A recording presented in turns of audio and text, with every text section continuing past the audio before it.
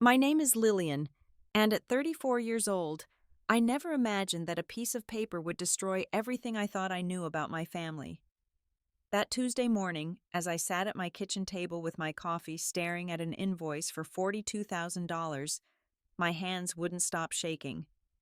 Before I share how this tore our family apart, let me know where you're watching from. If you've ever dealt with manipulative family members, please like and subscribe to hear how I finally stood up to my golden child sister. Growing up in suburban Chicago, I always knew Emma was special. At least that's what our parents told me every single day. She was 4 years older, which meant she did everything first, and according to Mom and Dad, she did everything better. While I was struggling through algebra, Emma was accepting her Yale acceptance letter. While I was working part-time at the mall to pay for community college textbooks, she was landing internships at investment firms that most people only dream about. Our parents, both retired teachers, raised us in a modest 3-bedroom house on Maple Street. Dad taught high school history for 35 years, and Mom spent her career with third graders. They were the kind of people who clipped coupons, saved aluminum cans for recycling money, and thought a fancy dinner meant going to Olive Garden for their anniversary. They lived on a fixed income now, carefully budgeting every penny of their pensions. Emma lived in a different world entirely. After Yale, she climbed the ladder at Preston Financial, one of those gleaming downtown firms where everyone wears designer suits and talks about portfolios worth more than houses.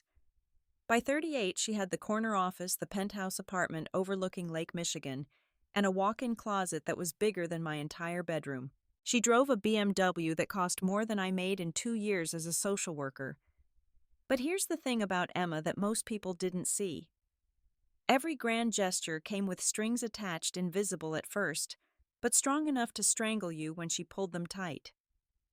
When she bought Mom that designer purse for her birthday, she made sure everyone at church knew about it. When she paid for Dad's medical procedure that insurance wouldn't cover, she mentioned it at every family gathering for the next 3 years. Me. I was the one who showed up every Saturday to help with yard work. I drove Mom to her doctor's appointments when Dad's arthritis was acting up. I fixed their computer when it crashed, painted their fence when it started peeling, and brought over soup when they were sick. But those things don't photograph well for social media, and they don't make good stories at cocktail parties. The trouble really started when Mom and Dad's car began falling apart. Their 15-year-old Honda Civic had been reliable for so long, but suddenly everything seemed to break at once. The transmission slipped, the air conditioning died in the middle of July, and the engine made a sound that Dad described as like a cat stuck in a blender. I'd been secretly saving to help them with a down payment on something newer, nothing fancy, just something safe and dependable. Emma had been making comments for months about our parents' situation. "It's embarrassing," she said during one of our monthly family dinners, watching Dad struggle to parallel park the Honda because the power steering was going. People in my circle ask about my family, and what am I supposed to say that my parents drive a car held together with duct tape and prayer? I wanted to tell her that our parents' dignity wasn't measured by their car, but I knew it would start an argument that would ruin dinner. Mom had made her famous pot roast. Dad was in a good mood talking about his former students' achievements, and I didn't want to be the one who destroyed the evening. Emma started having mysterious phone conversations that she'd quickly end when anyone walked into the room. She met with someone she called her financial advisor 3 times in 1 week, which seemed excessive even for someone who lived and breathed money. She had this energy about her, like a kid planning a surprise party, barely able to contain a secret.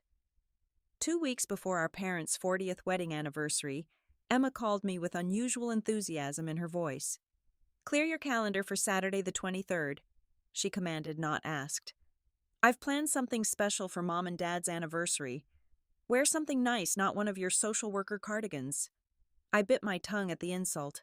My cardigans were perfectly professional. Thank you very much. And at least I'd bought them myself instead of charging them to a company credit card like someone I knew. But I agreed to be there because despite everything, I loved my parents and wanted to celebrate their milestone.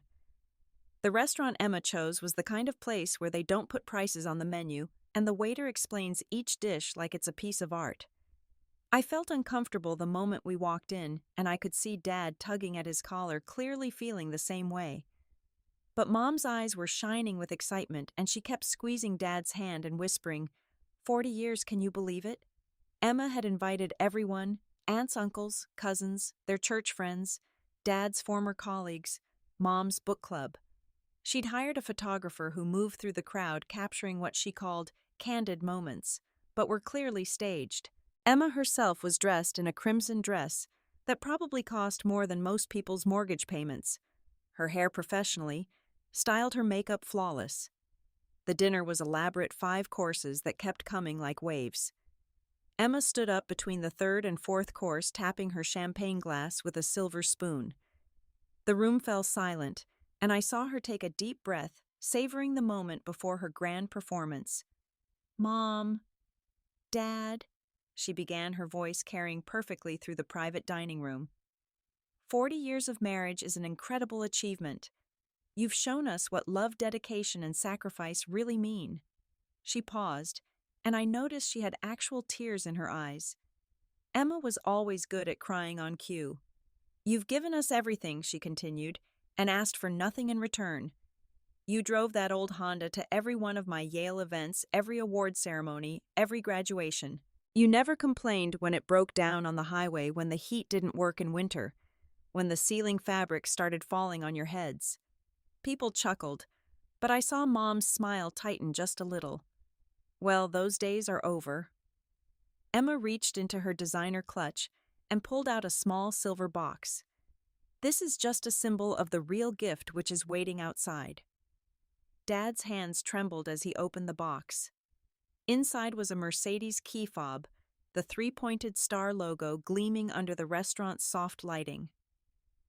Mom gasped, her hand flying to her mouth. The room erupted in amazement and applause. No, Emma, we can't, Dad started, and Emma was already guiding them toward the door, the entire party following like a parade. There in the valet area, wrapped in a giant red bow, sat a brand new Mercedes E-Class in that perfect silver that seemed to glow under the streetlights. It was beautiful, elegant, the kind of car that announced you'd made it in life.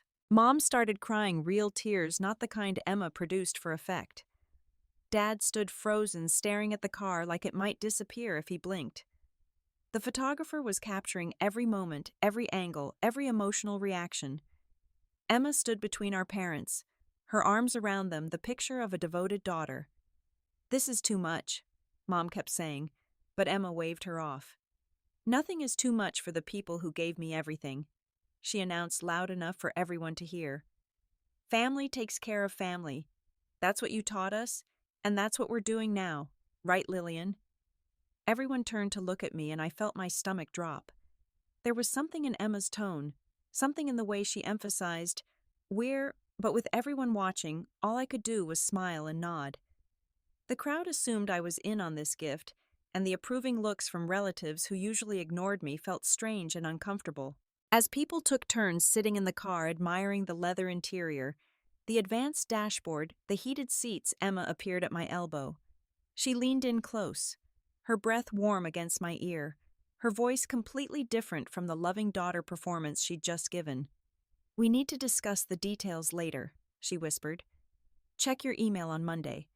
And smile, the photographers watching.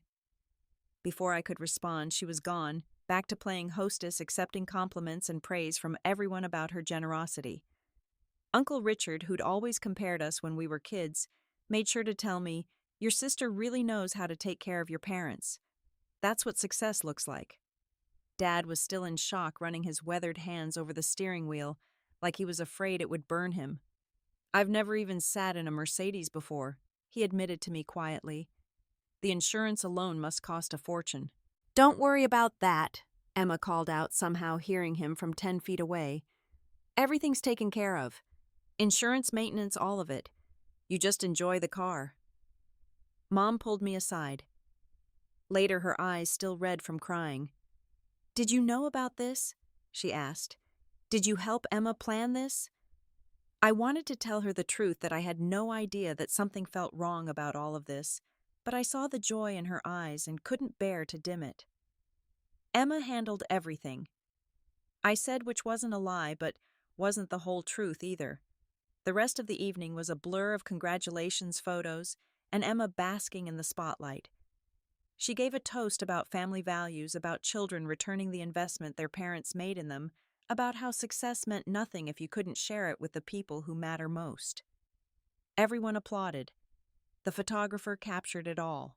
As I drove home alone in my 10-year-old Toyota Corolla, I couldn't shake the feeling that I'd just witnessed the setup to something terrible. Emma never did anything without calculating the return on investment. Her gifts always came with interest rates that would make loan sharks blush. Sunday came and went with Mom calling to gush about the car, how smooth it drove, how the neighbors had all come out to admire it. Dad sent me photos of him washing it, treating it like a precious artifact. Their joy was so pure, so genuine, that I pushed my concerns aside. Maybe Emma had finally done something selfless. Maybe success had softened her heart. Maybe I was just jealous and needed to examine my own feelings about my sister's achievements. Monday morning arrived with the usual chaos of getting ready for work, preparing for a full day of home visits with struggling families. I almost forgot Emma's whispered warning about checking my email until I sat down with my coffee for a quick breakfast. The email was there, sent at exactly 6 in the morning, because Emma liked to show she was already working while others were still sleeping. The subject line read, "Mercedes payment structure. Please review and confirm." My coffee mug froze halfway to my lips. Payment structure. I clicked open the email, and there it was, a formal invoice from Preston Financial's accounting department, complete with their official letterhead and Emma's digital signature at the bottom. The total amount made my vision blur: $84,000 for the Mercedes E-Class plus taxes, extended warranty, and premium insurance package. My share highlighted in bold: $42,000 due within 30 days to avoid interest charges. The attached note from Emma was brief and businesslike. As discussed, family responsibilities should be shared equally. I've arranged flexible payment options if you can't manage the lump sum. The bank needs confirmation by end of business today. I read it 3 times, certain I was misunderstanding something. The words stayed the same, the numbers didn't change, and the signature at the bottom remained Emma's perfectly practiced script. My hands shook as I scrolled through the attached documents. There were bank forms, loan applications, payment schedules, all with my name already filled in as co-purchaser. My social security number was there, my address, my employment information details. Emma must have gotten from family documents our parents kept in their filing cabinet. I tried calling Emma immediately. It rang once before going to voicemail, her professional message playing, "You've reached Emma Morrison at Preston Financial. Please leave a detailed message, and I'll return your call at my earliest convenience." "Emma, what is this?" I said, trying to keep my voice steady. "Call me back immediately. There's been some kind of mistake with this invoice." I sent a text. "Need to talk now about the car email." Her response came 30 seconds later. "In meetings all day. The payment plan is very reasonable. Please confirm receipt with the bank." Another text from me. "I never agreed to pay for half the car. Emma, we're both their daughters. Equal responsibility. Don't be selfish." Selfish. I stared at the word, feeling anger rise in my chest like heartburn. I was selfish. I was the one who spent every weekend helping our parents while Emma showed up for holidays and photo opportunities. I was the one who budgeted carefully to slip them grocery money when Dad's pension check was late. I was selfish. I called in sick to work something I'd only done twice in 5 years.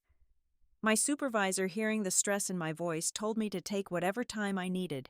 I spent the morning going through the documents more carefully, and what I found made me feel physically ill.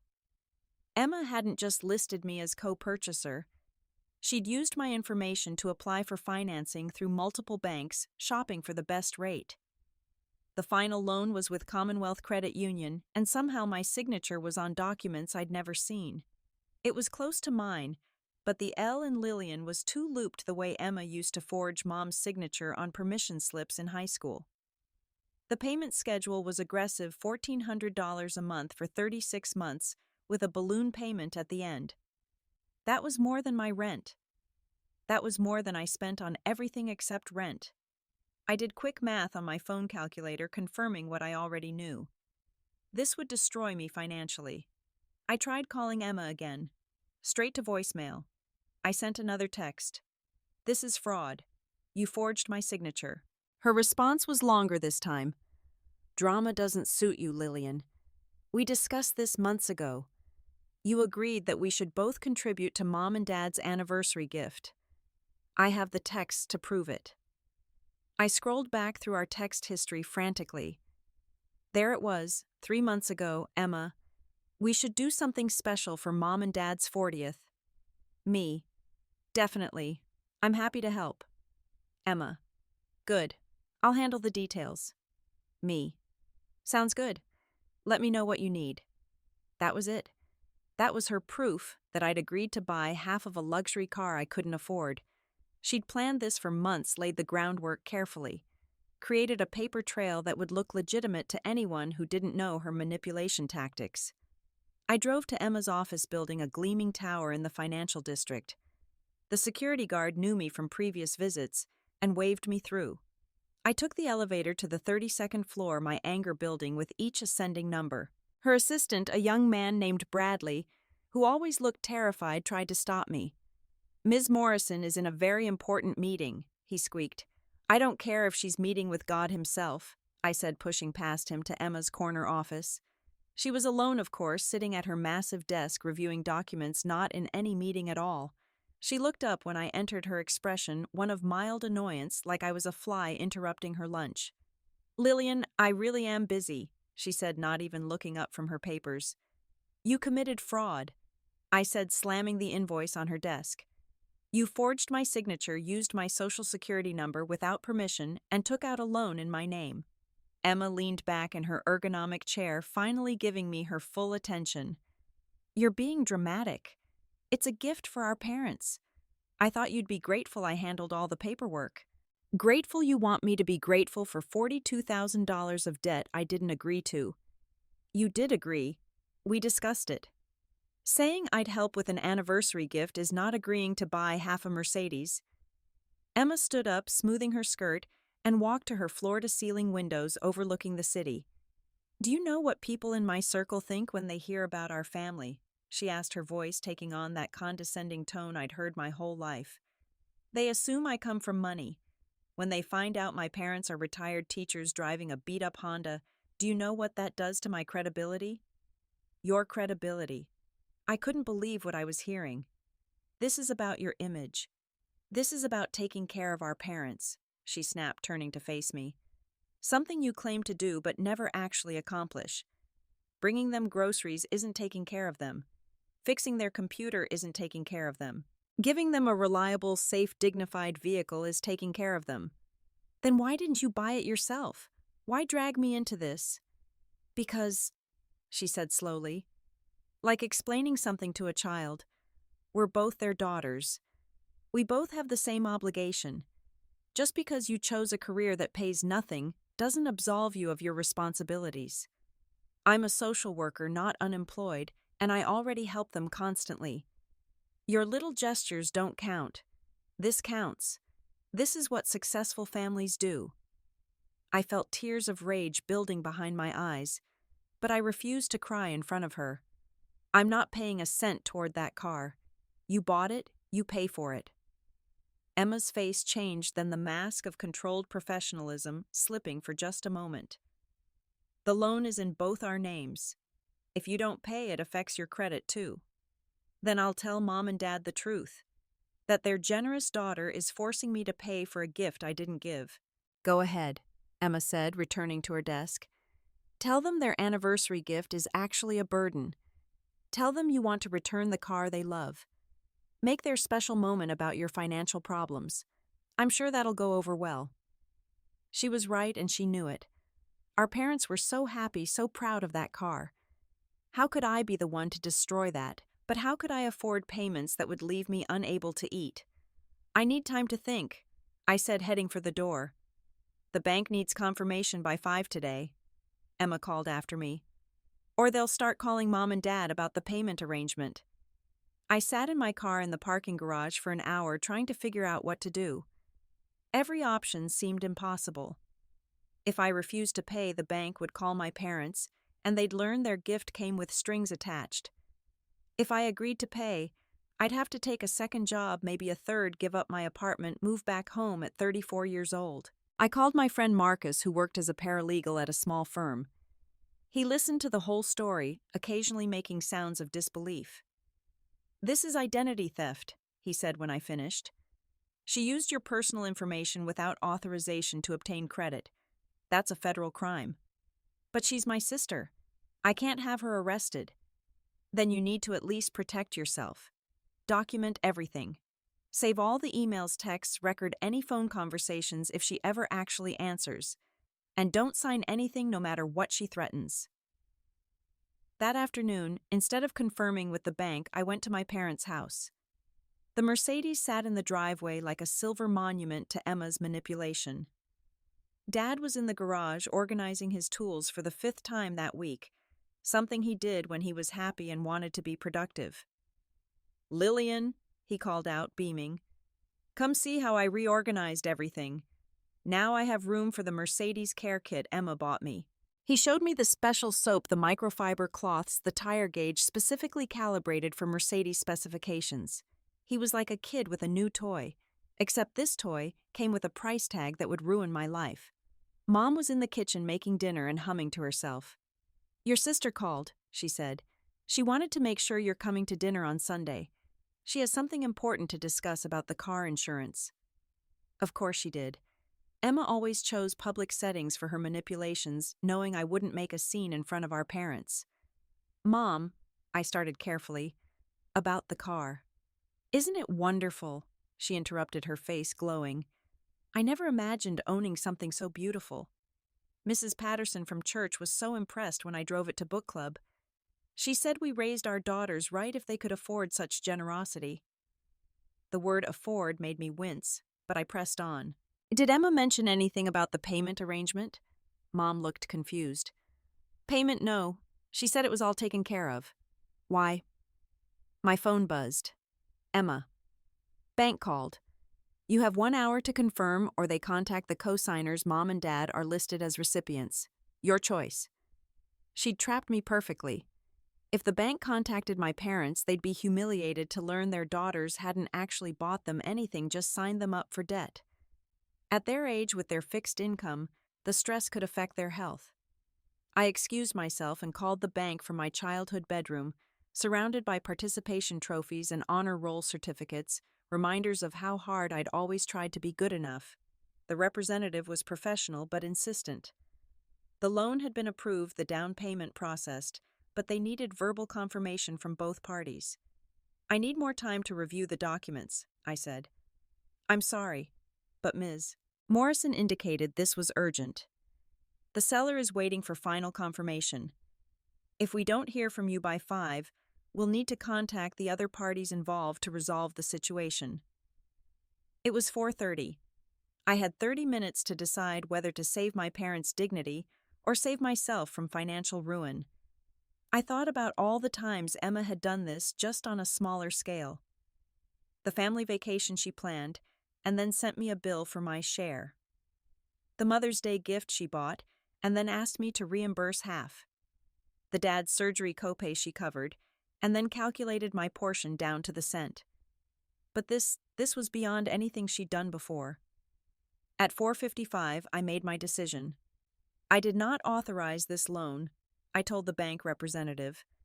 My signature was forged and my personal information was used without my consent. I'm filing a fraud report. There was a long pause. "Ma'am, this is a serious accusation.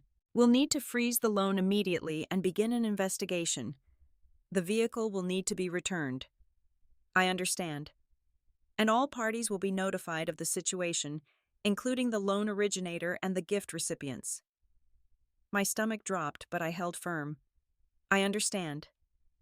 After hanging up, I sat on my childhood bed and waited for the explosion. It came within 10 minutes. Emma calling repeatedly, texts in all caps, voicemails that progressed from professional concern to barely contained rage. "Answer your phone," You're destroying our family. Mom and Dad will never forgive you. This is why you'll always be nothing." But between her messages, something else came through. A text from the bank. "Upon initial review, we've discovered several discrepancies in the loan application. The originating payment method has been flagged for suspicious activity. Please do not discuss this matter with anyone while we investigate." Sunday dinner arrived faster than I wanted. I'd spent the days between avoiding everyone's calls going to work and meeting with Marcus's friend who specialized in financial fraud. She'd reviewed everything and confirmed what I suspected: Emma had committed multiple crimes, and I was the victim, not the perpetrator. I arrived at my parents' house to find the Mercedes gone and our old Honda back in its place. Mom's eyes were red. Dad looked confused, and Emma sat at the dining table with papers spread everywhere, her usually perfect appearance disheveled. "There you are," Emma snarled when I walked in. "Happy now you've ruined everything." "What's going on?" Dad asked, looking between us. "The dealership came and took the car. They said there was a problem with financing." I took a deep breath. "Mom, Dad, I need to tell you the truth about the car." Emma stood up so fast her chair fell backward. "Don't you dare try to spin this. You're the one who refused to pay your share. My share of a gift I never agreed to give. My share of a loan you took out using my information without permission. You said you wanted to help. Help doesn't mean taking on debt that would destroy me financially." Mom held up her hand. "Stop, both of you. Emma, did you expect Lillian to pay for half that car?" Emma's face cycled through several expressions before settling on injured innocence. "We're both your daughters.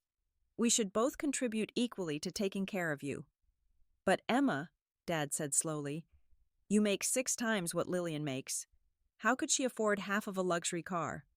"That's not my fault," Emma snapped. "She chose her career. She chose to be a social worker instead of something profitable.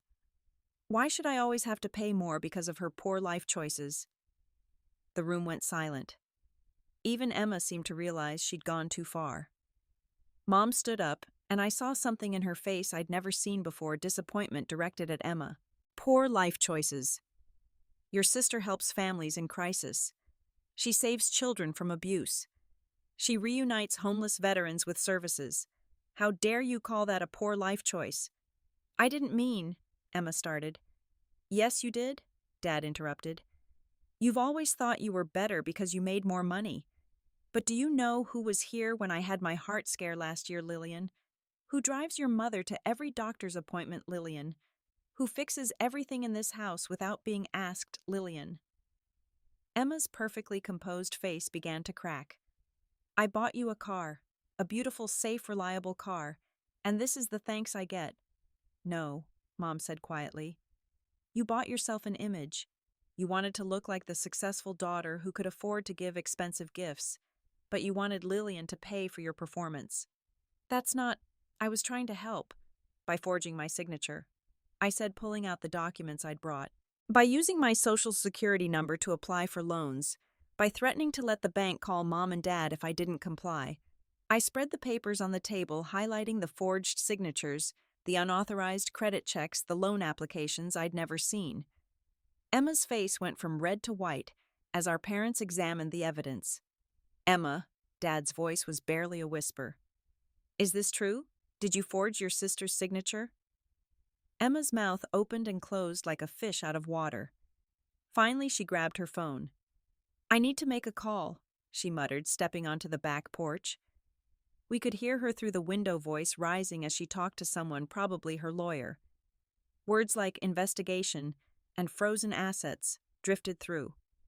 When she came back inside, her face was gray. "The bank found some irregularities," she said carefully, "with the payment method. There might be some confusion about which account the down payment came from." "Which account?" I asked, already suspecting the answer. Emma wouldn't meet anyone's eyes. "It doesn't matter. The car's been returned. No one owes anything." But I knew it mattered. The text from the bank about suspicious activity, Emma's suddenly frozen assets, her panic about an investigation. She'd used her company card, hadn't she? charged a personal expense as a business cost, thinking she could pay it back before anyone noticed. "You need to leave," Mom said quietly. "We need time to process this." Emma looked at each of us, her usual confidence completely shattered. "I was trying to do something nice," she said weakly. "No," Dad said. "You were trying to do something that looked nice. There's a difference." Emma gathered her things. Designer purse, iPhone, the papers she'd spread on the table, as if they could save her. At the door, she turned back. "I suppose you're happy, Lillian.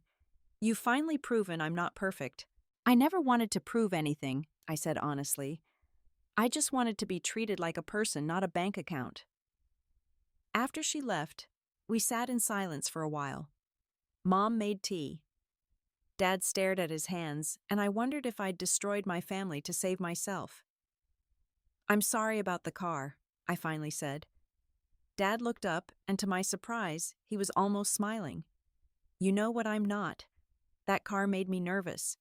Too many buttons, too much computer, not enough actual driving. I like my Honda. It's honest." Mom reached across the table and took my hand. "We owe you an apology. We've enabled Emma's behavior for years, always making excuses, always believing her version of events." "She was so successful," Dad added. "We thought that meant she knew better, that her way was the right way. We didn't see what it was costing you." We talked for hours that night, really talked about the family dynamics we'd all ignored for so long. About how Emma's achievements had become the measuring stick for everything, how my quieter contributions had been overlooked, how money had somehow become confused with love. The next few weeks were chaotic. Emma's situation at work unraveled quickly.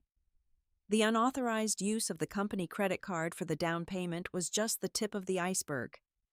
An investigation revealed she'd been living far beyond even her substantial means, using creative accounting to hide debt, maintaining her image at any cost. She called me late one night, 3 weeks after the dinner confrontation. Her voice was different, smaller somehow. "I've been suspended," she said without preamble. "Pending investigation. They're talking about criminal charges." I should have felt vindicated, but I just felt sad. "I'm sorry, Emma." "Are you?" She laughed bitterly. "Your perfect sister finally fell off her pedestal." "You were never on a pedestal for me. You put yourself there." There was a long silence. "I'm going to lose everything," she whispered. "The apartment, the car, the job, everything I worked for." "You'll survive," I said. "People do it every day with much less." "I don't know how to have less." "Then maybe it's time you learned." She hung up without saying goodbye, and we didn't speak for months after that. I heard through Mom that Emma had moved back home temporarily, taking my old room, driving Dad's Honda when he didn't need it. The irony wasn't lost on anyone. The family dynamics shifted dramatically after the car incident. Without Emma's constant performances and gift-giving competitions, our gatherings became smaller but more genuine. Aunts and uncles who'd always favored Emma suddenly discovered I existed, though I found I didn't need their approval anymore. My parents and I grew closer than we'd ever been. Dad started calling me for advice about things, realizing that my social work experience had given me insights he'd never considered. Mom and I went shopping together, not for designer, anything, just regular mother-daughter time we'd missed when everything was about keeping up with Emma's lifestyle. The investigation into Emma's financial crimes took months, but eventually resulted in a plea deal. She avoided jail time, but had to pay substantial restitution and lost her license to work in financial services. The golden child who'd spent her life managing other people's wealth couldn't even manage her own. She got a job eventually, working in marketing for a small firm that didn't care about her past as long as she could deliver results. It paid a fraction of what she'd made before, and she had to learn to budget, to choose between wants and needs, to live like the rest of us. We started talking again about 6 months after everything fell apart. Small conversations at first, careful and surface level. She was seeing a therapist, she told me, working on understanding why she'd tied her entire identity to success and wealth. "I don't know who I am without the money," she admitted during one conversation. "It's like I was playing a character for so long I forgot there was a person underneath." "There was always a person underneath," I said. You just buried her under designer labels and bank statements. Our relationship would never be what it could have been if we'd grown up differently, but slowly we built something new. Not the competitive, toxic dynamic of our childhood, but a cautious understanding between two adults who happened to share parents. The Mercedes incident became a turning point for our entire family. It forced us to confront the lies we'd all been telling ourselves about success, about family, about what really mattered. Emma's fall from grace was painful to watch, but it was also necessary. She'd been climbing a ladder to nowhere, and someone needed to knock it down before she climbed so high the fall would kill her. My parents replaced their Honda eventually, but with another Honda, just a newer model with better safety features. They paid cash using money they'd saved over the years, no loans or complicated financing needed. They were proud of that car in a way they never could have been of the Mercedes, because it was truly theirs. I got a promotion at work, partly because of how professionally I'd handled the family crisis. My supervisor said it showed grace under pressure and an ability to maintain boundaries while still showing compassion. The extra income didn't make me rich, but it made life a little easier, allowed me to help my parents in small ways without depleting my own resources. Emma visited for Thanksgiving that year, taking the bus because she couldn't afford to fly. She brought a pie from the grocery store, nothing fancy, and seemed anxious about it until Mom hugged her and said it looked delicious. We ate turkey and regular stuffing and had conversations that weren't about anyone's achievements or possessions. After dinner, Emma and I did dishes together, something we'd never done as kids, because she was always too important to help with chores. She washed, I dried, and we found a rhythm that felt almost comfortable. "Thank you," she said suddenly, hands deep in soapy water. For what? For refusing to pay, for standing up to me, for forcing everything into the open. I didn't do it for you. I know, but it saved me anyway. If you'd paid, if you'd let me continue, I would have kept escalating until I destroyed everything. The car was just the beginning. I had other plans, bigger ones, more expensive ones. I believed her. Emma had always been addicted to the grand gesture, the bigger show, the more impressive display. Without intervention, she would have kept pushing until someone got hurt much worse than they already had. "I'm seeing someone," she said, changing the subject. "A teacher like Mom. He doesn't care that I'm not rich anymore." "That's good." "He drives a Toyota Corolla," she added with a small laugh. "The old me would have been mortified. Now I just think it's reliable." That's when I knew Emma might actually be changing. Not completely, not perfectly, but enough to have a chance at a real life instead of a performance. It's been 2 years now since the Mercedes incident. Emma still works at the marketing firm, making enough to support herself modestly.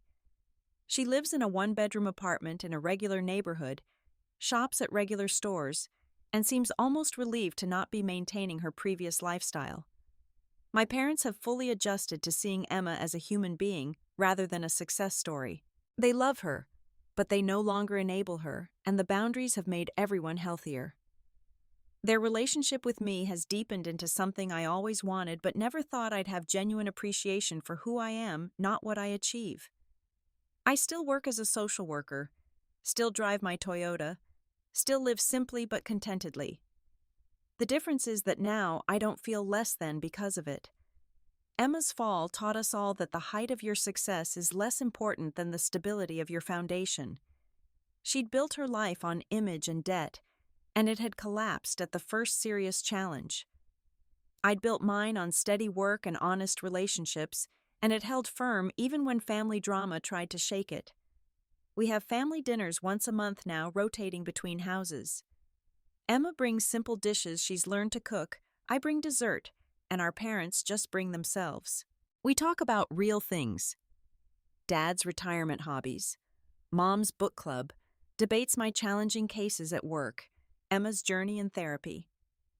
No one's trying to impress anyone. No one's keeping score. Last month, Emma apologized again, more comprehensively this time. She'd been working on it in therapy, she said, understanding the full extent of what she'd tried to do to me. "I wanted you to fail," she admitted. I wanted you to be crushed by the debt so I could swoop in and save you, make you dependent on me, prove once and for all that my way was better. I know. How could you know that? Because I know you, Emma. I've always known you. I just kept hoping you'd grow out of it. 38 is pretty late to grow out of something. Better late than never. She's right that it took her a long time to face her issues, but she's also proof that it's never too late to change. The sister who tried to financially destroy me to maintain her image is slowly becoming someone I can actually talk to, actually trust, actually like. The Mercedes is long gone, sold at auction to cover some of Emma's debts. Sometimes I wonder who drives it now, if they know its complicated history, if they appreciate it for what it is, rather than what it represents. But mostly, I don't think about it at all.